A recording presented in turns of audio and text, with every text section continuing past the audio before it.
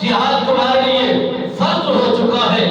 کیوں؟ کہ اس لیے کہ اس وقت مسلمانوں پر بہت سارا وبال اور امتحان آ چکا ہے۔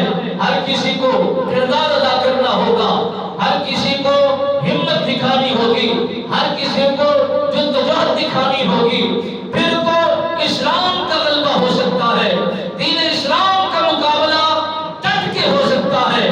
میرے نبی رحمت سرکار نے جب اعلان نبوت فرمایا اور غزوہ تبوک کے موقع پر مال غنیمت کی صدا لگائی تو سارے صحابہ یک زبان ہو کر اصرار کر رہے ہیں، آقا مولا ہمارا مال بھی آپ کے قدموں پر قربان ہے، ہماری جان بھی آپ کے قدموں پر قربان ہے، ہمارا کنبہ بھی آپ کے قدموں پر قربان ہے، ہمارے اہل و عیال بھی آپ کے نام پر دین اسلام کے پیغام پر سچا پیغام دینے و لینے کے لیے ہم تیار ہیں۔ اس وقت یہ قرآن کا حصہ نازل ہوا اور فرمایا گیا کہ ہر بندہ یہی چاہتا ہے، میرا مال ہے، میری جسامت ہے، میری عزت ہے، میری سربلندی ہے۔